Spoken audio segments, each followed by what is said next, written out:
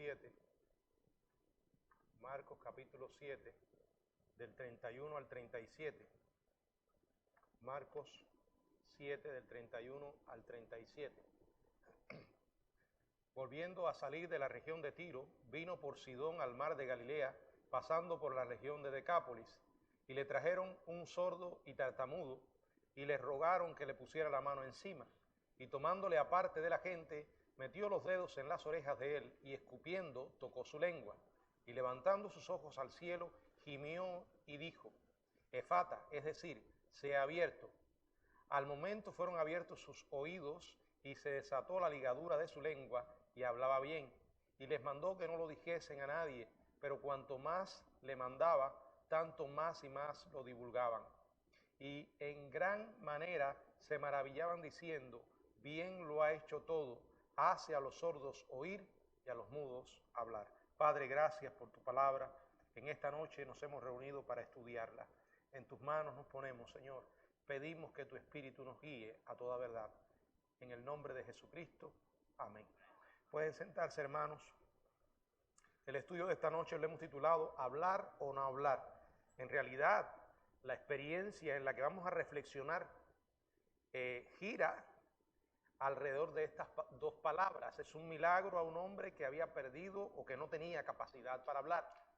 Luego el Señor le da la capacidad para hacerlo y le da una extraña orden a alguien que había acabado de recibir este milagro. Le dice que se mantenga callado. Y sin embargo, el hombre no pudo dejar de hablar.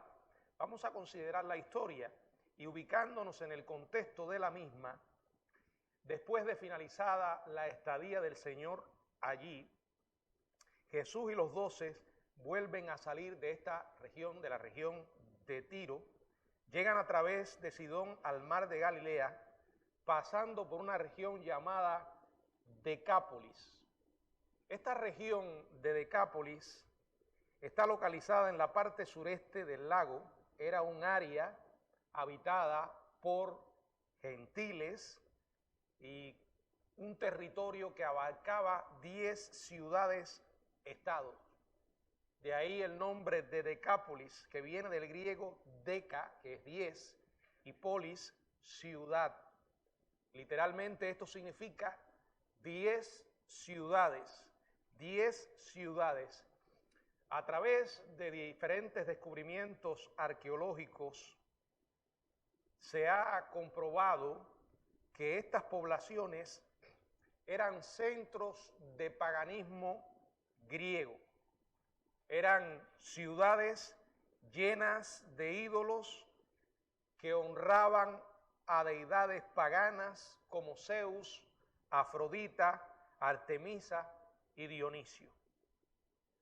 Aunque la región de Israel seguía siendo la prioridad de Jesús, su disposición de ministrar en esta región gentil, al igual que la interacción que tiene con la mujer de Tiro, muestran el hecho de que el Evangelio siempre estuvo en el corazón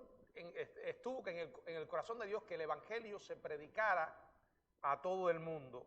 Y aunque los habitantes de Decápolis, como ya dijimos, eran paganos que practicaban la idolatría, ellos habían oído hablar de Jesús, habían escuchado de su poder y sabían que Él podía hacer lo que las deidades paganas no podían hacer por ellos.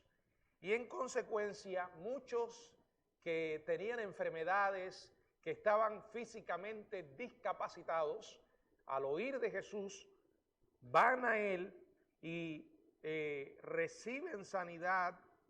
Y dice la Biblia, y era de esperar, que la multitud se maravillaba.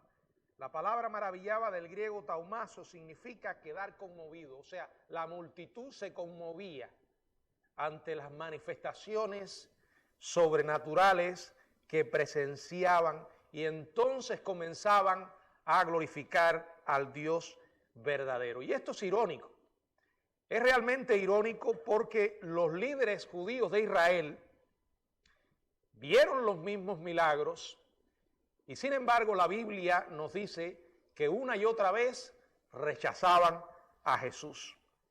Tristemente, él después lo dijo en el Evangelio de Juan, lo dice, a los suyos vino y los suyos no le recibieron. Estos gentiles paganos de Decápolis reconocían el poder que venía de Dios a través de Jesús y quizás momentáneamente se vuelven de sus ídolos y ofrecen alabanza al Dios de Israel. Ahora, en este contexto es que ocurre la historia que vamos a reflexionar en ella, en los versos del 31 al 37 de Marcos capítulo 7, donde Jesús sana a un hombre sordomudo. En el pasaje paralelo, que es Mateo 15, del 21 al 33, se proporciona una visión general de todas las curaciones efectuadas por el Señor Jesús. Marcos es el único escritor del Evangelio que incluye esta historia. Y como dije al principio, inicialmente este hombre sordomudo no podía hablar, pero mediante el poder y la voluntad de Cristo puede hacerlo. Luego el Señor le manda a que permanezca callado y el hombre no puede dejar de hablar. Vamos a ver esta historia a través de tres ideas, ¿no? Primero, incapacitado para hablar, la experiencia inicial de este hombre. En el verso 32, y le trajeron un sordo y tartamudo, y le rogaron que le pusiera la mano encima. O sea, le trajeron.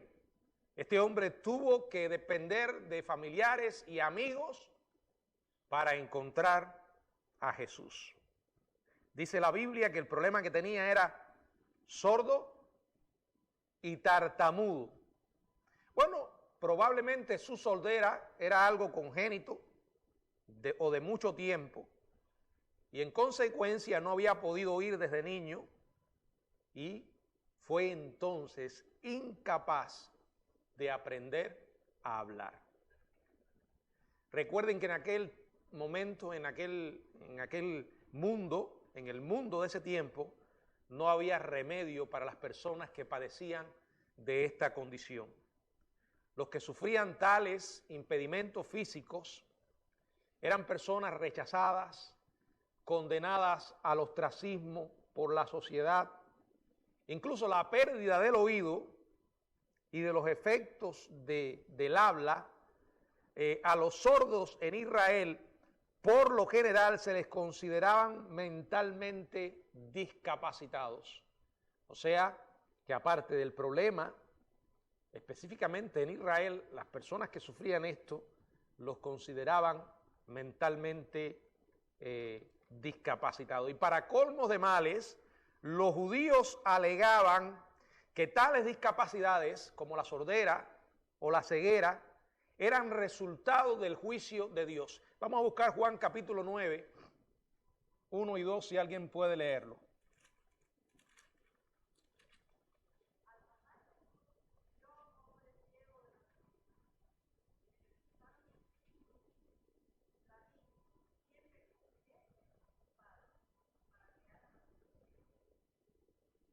Bueno, aquí vemos un reflejo de la mentalidad de la época, ¿no?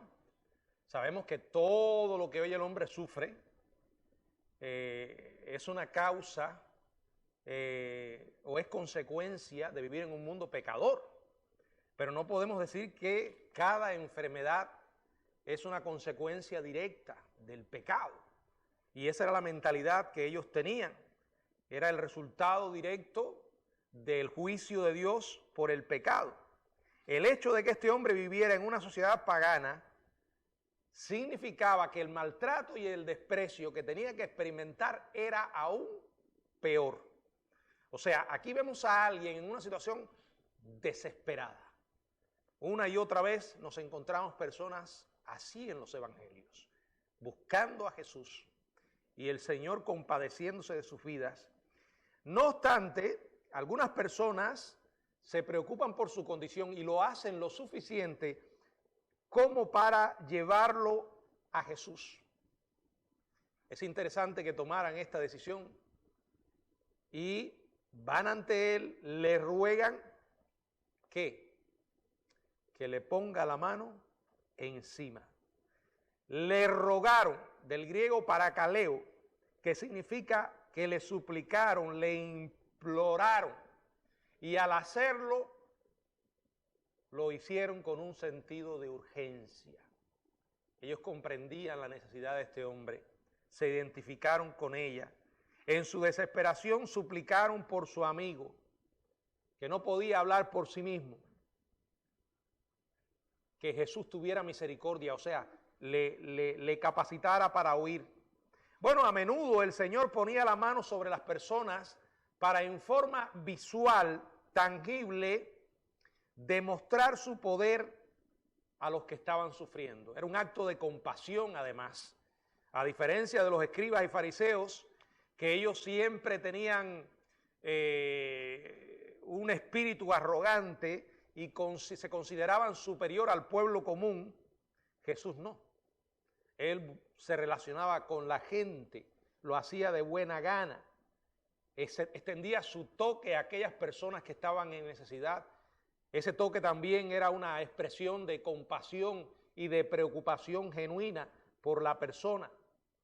Ahora, también manifestaba aquí que no tenía temor a la contaminación ceremonial. Ya ustedes conocen lo que él había enseñado sobre lo que realmente contaminaba al hombre.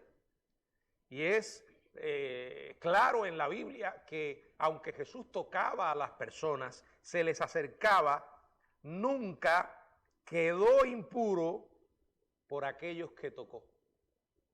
No importa si se trataba de un leproso, una mujer con flujo de sangre, un cadáver, o en este caso un gentil que padecía de sordera. En lugar de quedar impuro por ellos, eran ellos los que quedaban limpios y restaurados por el poder de Jesús. Esto era una evidencia incuestionable de quién era realmente Él. Dios entre los hombres, el Dios de los imposibles. Y aquí vemos claramente que no hay necesidad que Dios no pueda suplir. Es y debe ser nuestra primera y mejor opción ir a Él. No intentar nosotros resolver los problemas por cuenta propia, porque pronto nos vamos a dar cuenta que nunca será una buena decisión. La Biblia nos enseña: todo lo puedo en Cristo que me fortalece. La Biblia dice: mi Dios pues suplirá todo lo que os falta. La Biblia enseña que Dios, para Él nada es imposible.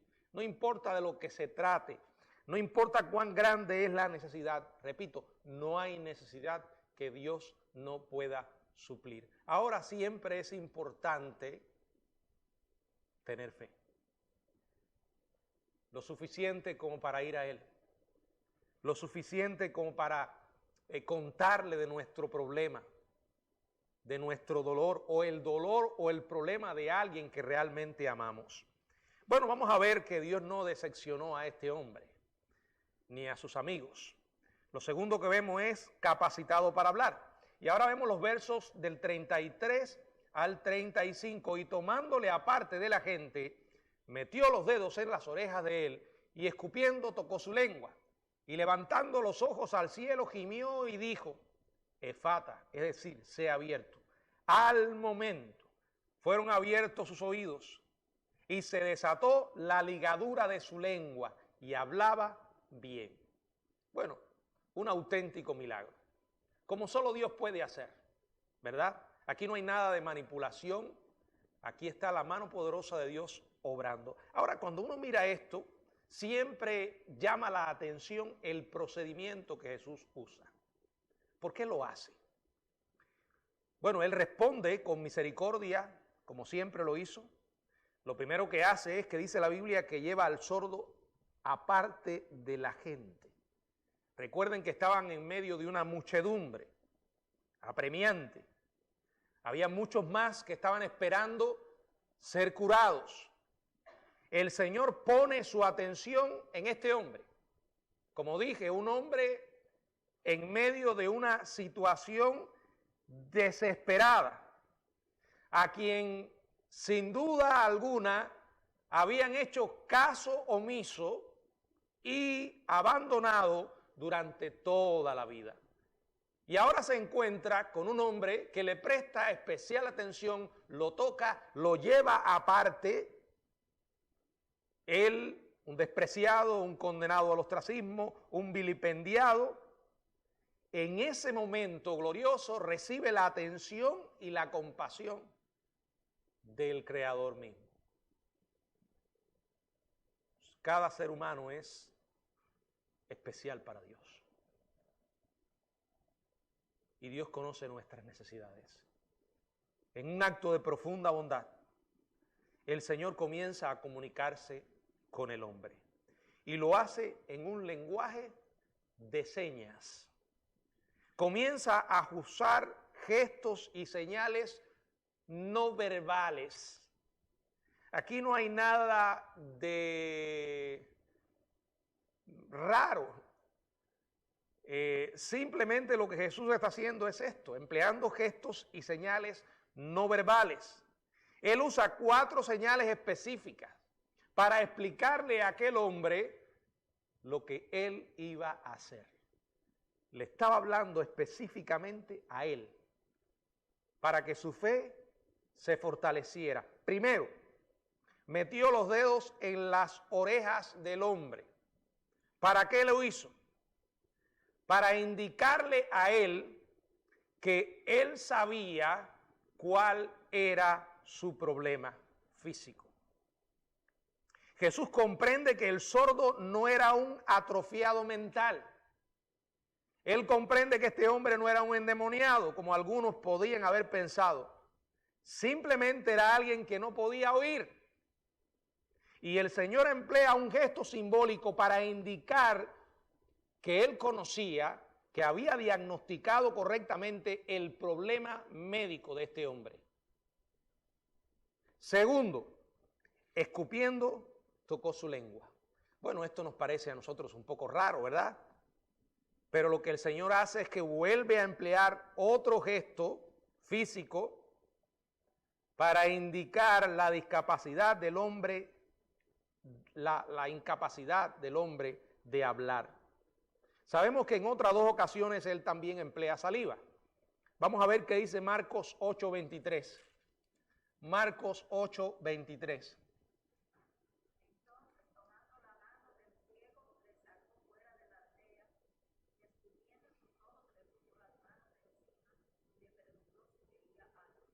Luego en Juan capítulo 9, verso 6.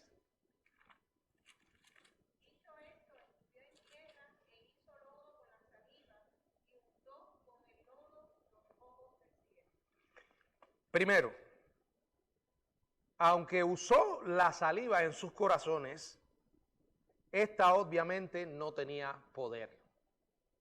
Sin embargo, los pueblos antiguos por lo general creían que la saliva tenía propiedades curativas. El hombre sordo había entendido que el uso que Jesús hizo de saliva significaba otro acto comunicándole que deseaba curarle. Simplemente. No había ahí nada más. Miren, creo que es una enorme tontería caer en eso de que si la saliva curaba. Ahí estaba Dios. Simplemente Dios. Y Dios es suficiente. Tercero, levantando los ojos al cielo. Es una reafirmación o quizás una aclaración más contundente para este hombre de dónde venía el poder. O sea, acerca del poder creativo de Dios. Y lo estaba haciendo él, demostrando así que él era Dios. Incluso como pagano, el hombre habría entendido lo que el Señor quiso decirle cuando miró al cielo. En cuarto lugar, dice la Biblia que Jesús gimió. Una expresión sincera de empatía por la prolongada discapacidad de este sujeto. Vuelvo a repetir, cuando tenemos necesidades, Dios las conoce. Él no necesita que venga alguien a informarle. No importa cuántos años llevas batallando con tu problema, tenga el nombre que tenga.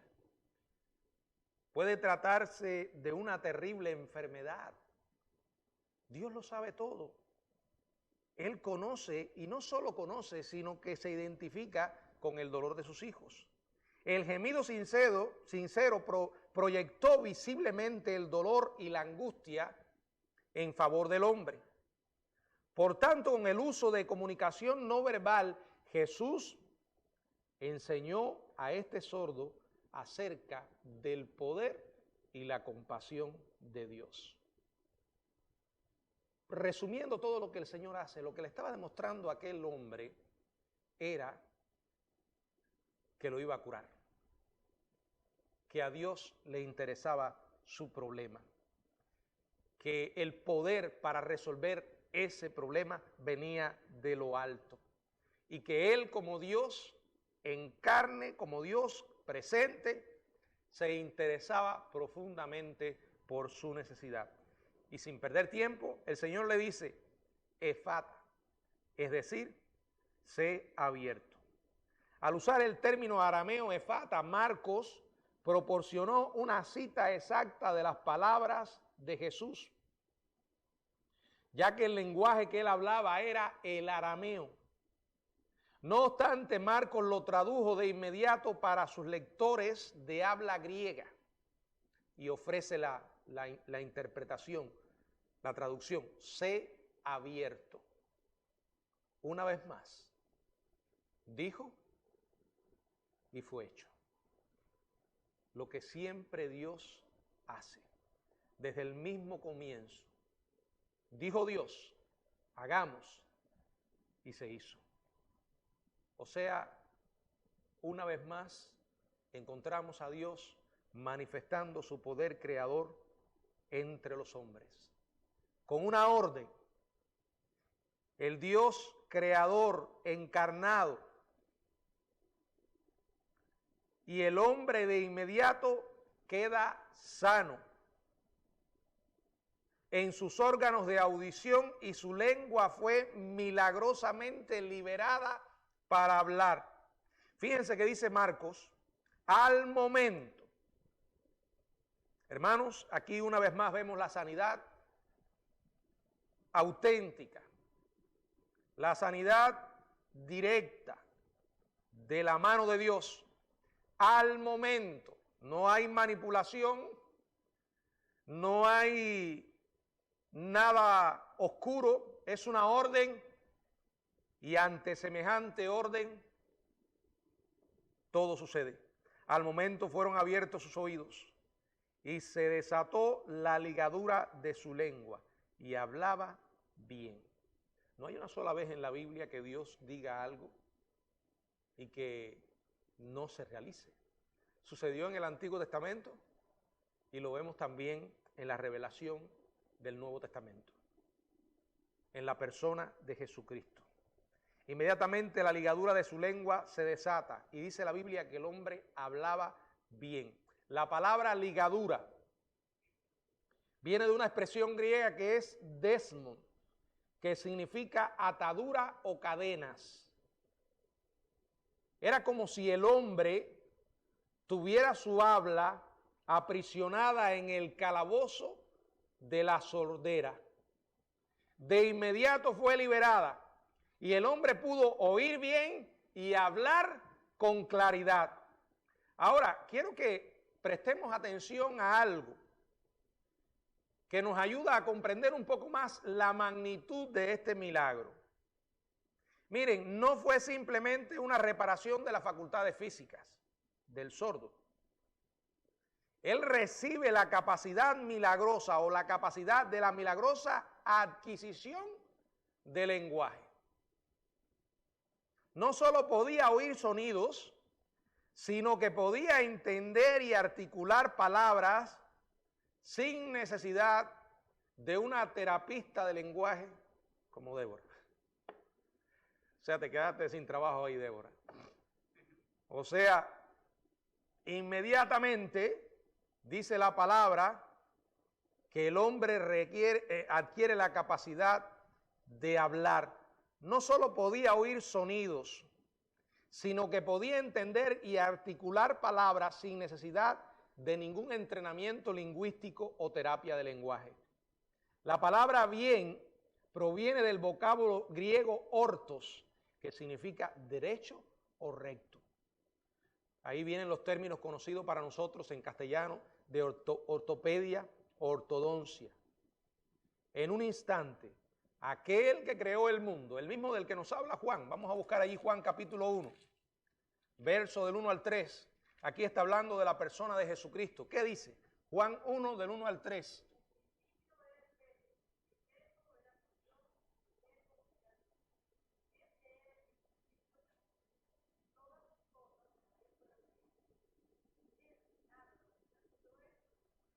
Aquel que creó el mundo y que lo sustenta, como dice Hebreos 1:3, con la palabra de su poder. O sea, no solo Dios es el creador, sino que además es el sustentador. Miren, no solamente estamos en este mundo porque Dios nos trajo, sino que seguimos en este mundo porque Él nos sustenta. Cuando Dios diga hasta aquí, hasta aquí. O sea, debemos cada día agradecer a Dios por la bendición de la vida, viviendo y reconociendo que lo hacemos por su gracia. Es un regalo que nos ha dado. Y aquellos que le llegamos a conocer más todavía, porque no solamente tenemos la vida física, sino aún más importante, la vida espiritual. Bueno, este Dios de modo sobrenatural hizo posible que este hombre oyera y hablara con total fluidez. Habría sido admirable haber podido ver semejante espectáculo, ¿verdad? Glorioso. Y esto nos recuerda una vez más que la especialidad de Dios son las situaciones imposibles. Ante cualquier reto, mantengamos nuestra confianza en el Dios de los imposibles. Lo que Dios no haga no es porque no pueda, simplemente por razones soberanas no quiere hacerlo. Y la fe nos ayuda a lidiar con esto. Pero esa misma fe es la que nos lleva a acudir a Él sin importar en qué situación nos encontremos. Tercero, aquel hombre que tenía la incapacidad de hablar y le fue concedida la capacidad de hacerlo, desobedece ahora al hablar. Y esto parece un poco paradójico, ¿no? Imagínense, podía hablar. ¿Cómo estaba su alma de agradecida ante lo que aquel hombre, que había manifestado el poder de Dios, había hecho por él? Vamos a ver el verso 36 y 37. Y les mandó que no lo dijesen a nadie. Pero cuanto más le mandaba, tanto y más lo divulgaba. Y en gran manera se maravillaban diciendo, bien, lo ha hecho todo.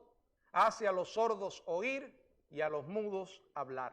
Lo que estaba haciendo es lo que ningún hombre puede hacer, lo que solo Dios puede hacer. Sin duda la reacción del hombre era natural. Imagínese usted estando en aquella condición. Ahora estaba lleno de una exuberante alegría. Es natural que su impulso fuera a contar a todo el mundo lo que había ocurrido. El mismo impulso que siente toda persona que tiene un encuentro personal con Cristo. No puede haber alguien que diga, yo he conocido a Dios y lo esté siguiendo silenciosamente. No podemos callar.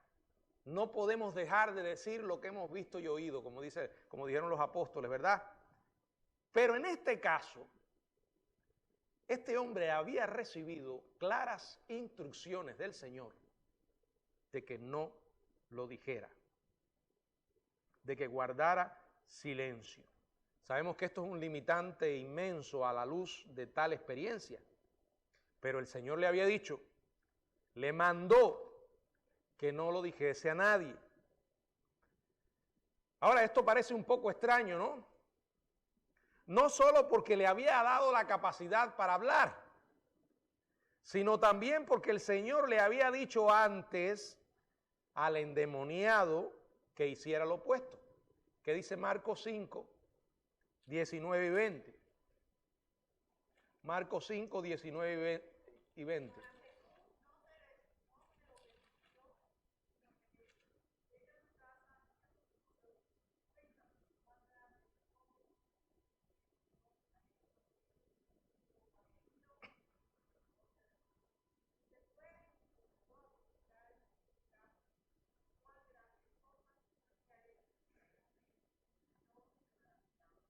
Ahora uno se pregunta, ¿por qué Jesús le dice a este endemoniado, antiguo endemoniado, que propagara la noticia acerca del Señor por toda la región de Decápolis y que después le dijera al antiguo sordo que guardara silencio? Bueno, el antiguo endemoniado fue el primer misionero en esa región gentil, pero ahora, en gran parte mediante su testimonio, la noticia acerca del poder de Jesús para obrar milagros era muy conocida en toda la región. El resultado, una euforia generalizada. Al parecer, la situación había alcanzado proporciones épicas debido al gran entusiasmo de las multitudes difíciles de manejar.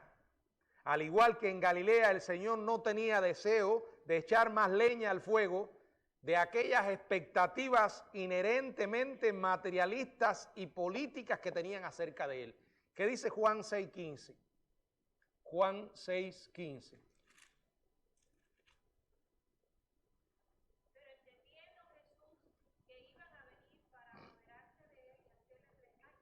Sí, ese.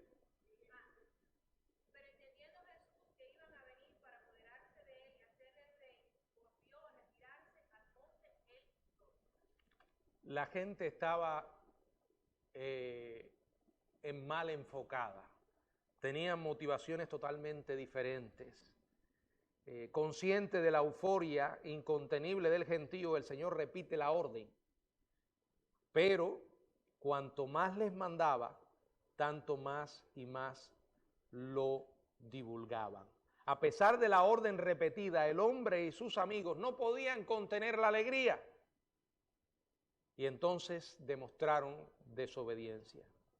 Lo irónico es que aunque Jesús había curado los oídos del hombre, en este caso se negó a escuchar su orden. Y esto también era un acto de fe, porque la desobediencia jamás se justifica. Nosotros podemos leer esto y podemos identificarnos, tratar de entender las razones por las que lo hizo, pero es desobediencia. Y cuando el Señor da una orden, no nos toca a nosotros cuestionarla, sino simplemente obedecerla. No hay excusa que justifique nuestra desobediencia.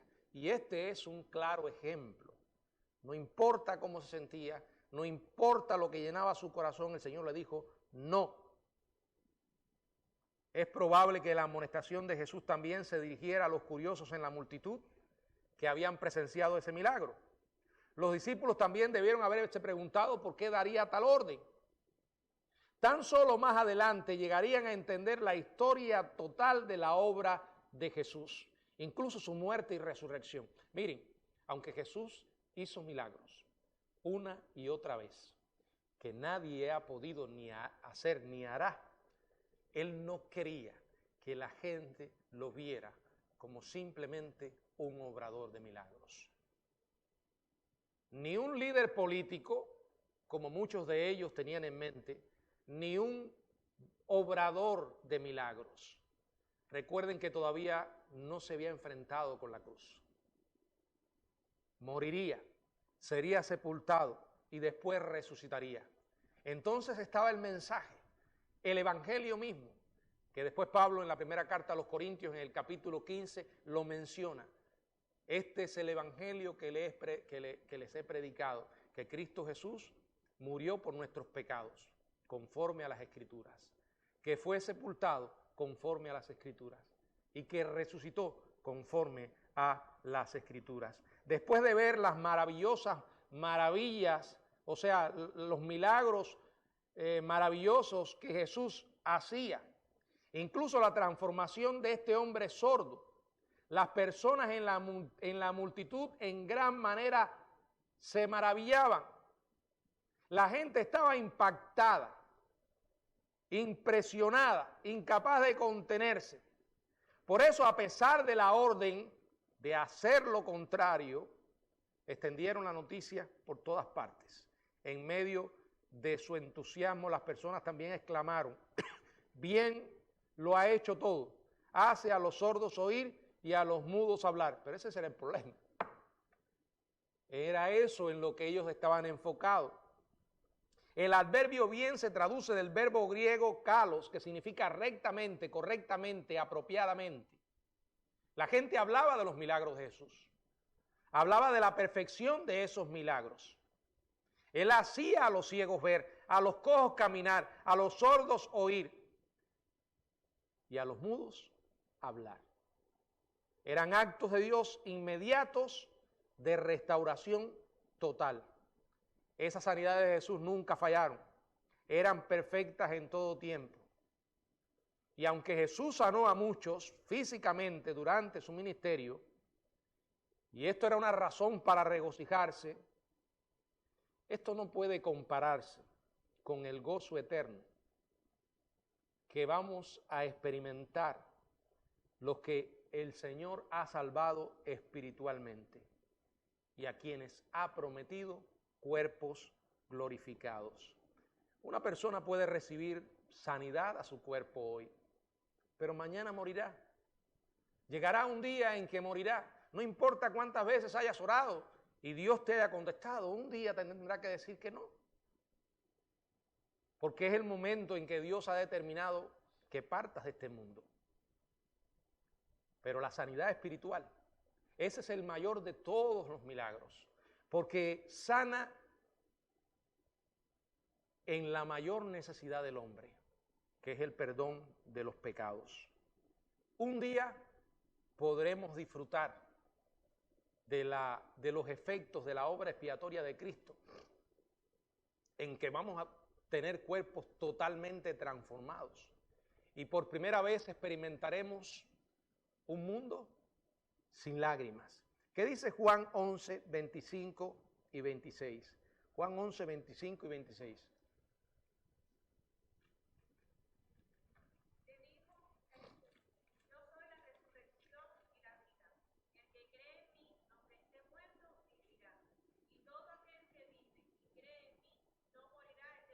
Estas palabras las dice el Señor en medio de un milagro.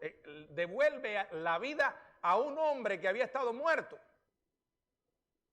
Pero este hombre después volvería a experimentar la muerte.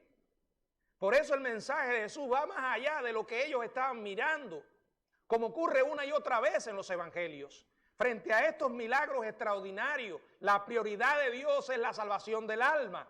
Por eso dice: yo soy la resurrección y la vida. El que cree en mí, aunque esté muerto, vivirá. ¿Qué beneficio recibes a la luz de la eternidad con solamente experimentar una sanidad aquí y ahora y después morir sin Cristo? Por eso Él dice: y todo aquel que vive y cree en mí no morirá eternamente. Esa es la mejor decisión que una persona puede tomar y el más grande de todos los milagros. Primero a los Corintios 15, del 20 al 28.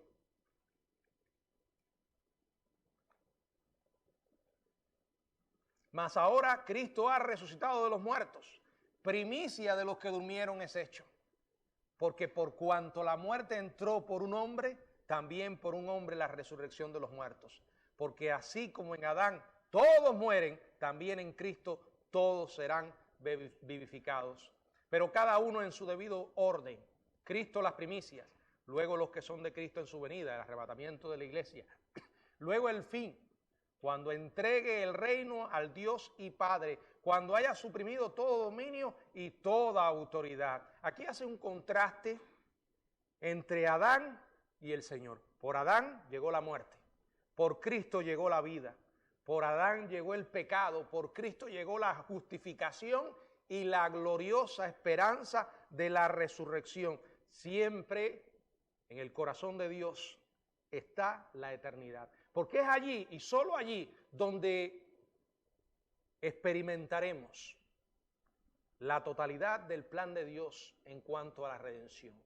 Cuando cada uno de aquellos que han creído en Jesucristo, formando parte de su familia, regresen a la casa del Padre. Verso 35, pero dirá alguno, ¿cómo resucitarán los muertos? ¿Con qué cuerpo vendrán? Necio, lo que tú siembras no se vivifica, sino muere antes. Habrá muerte, pero también habrá resurrección. Durante el reino milenial, Apocalipsis 20, del 1 al 6, y luego para siempre en el cielo nuevo y la tierra nueva, los redimidos nos gozaremos de una completa salvación. La pregunta es, ¿quién es para ti Jesús?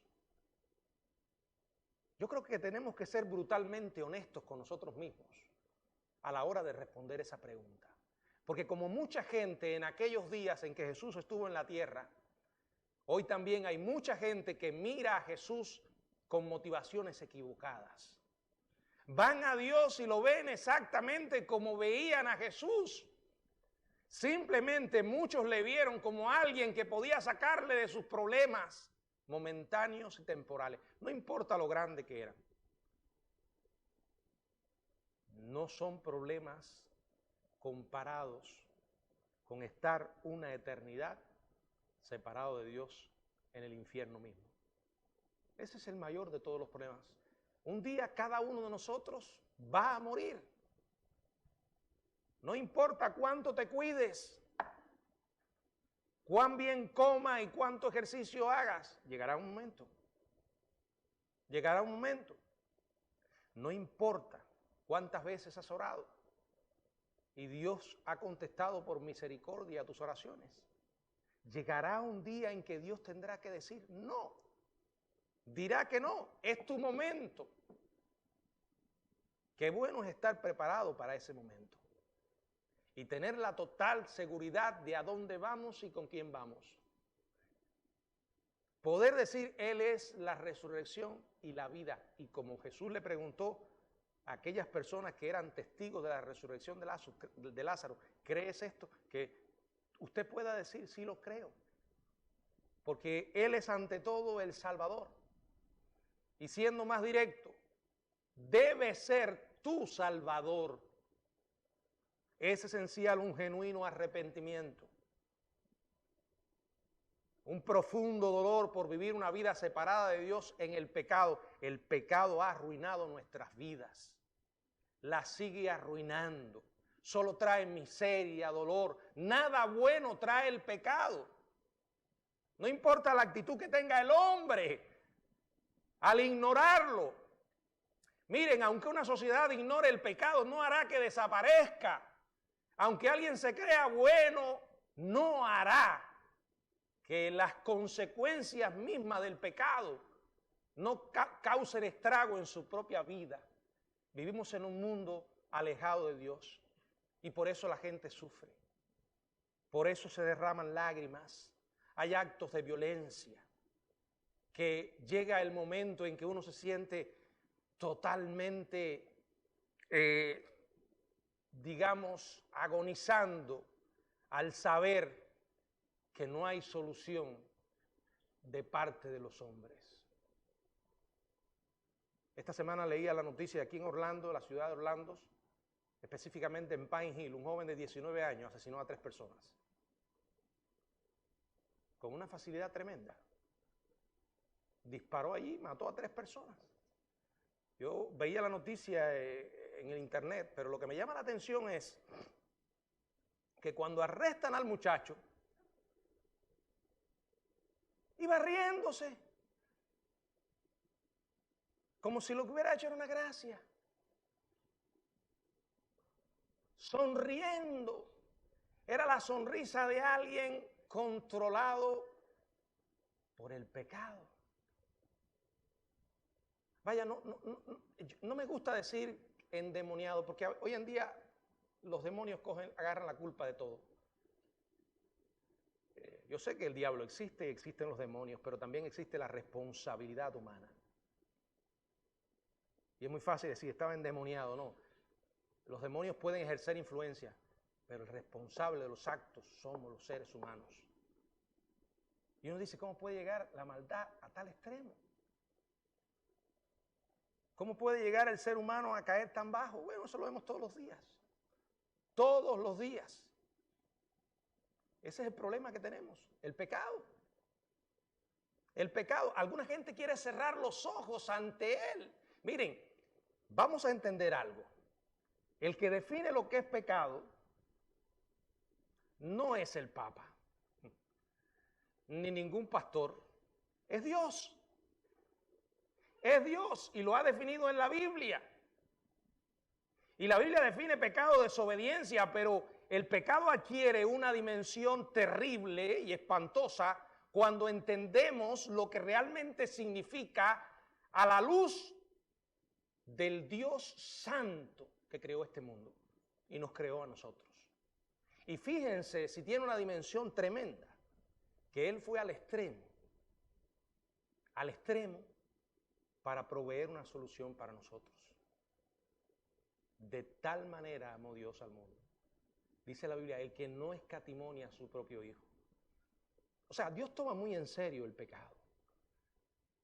Lo toma tan en serio que envió a su Hijo a morir. Del sentido escatológico, teológico, Dios mismo vino a este mundo a darnos esperanza. Ahora yo me pregunto, si Dios fue a tal extremo, ¿no tiene Él todo el derecho de juzgarnos? Cuando alguien deliberadamente decide cerrar los ojos a la luz de Dios, vivir su propia vida destruyéndose él y destruyendo la vida de los demás. Una y otra vez el mensaje de la Biblia es arrepentimiento. Arrepentidos y convertidos. Busca a Dios, vuélvete a Dios. No hay otra esperanza. No importa. Estas palabras que yo estoy diciendo hoy aquí las puedes ignorar. Puedes salir de aquí y después decir, ese pastor está loco. No me interesa lo que dijo. Va a llegar un momento en que te va a tener que interesar. El punto de todo esto es, ¿será demasiado tarde? La diferencia la hace el paso de este lado al otro. El llegar a la eternidad. Amós dijo, prepárate para el encuentro con tu Dios. Estamos preparados. Dios nos ayude a entender de qué se trata esto. Y que seamos lo suficientemente humildes para buscar con seriedad el perdón de Dios. Que el Señor nos bendiga.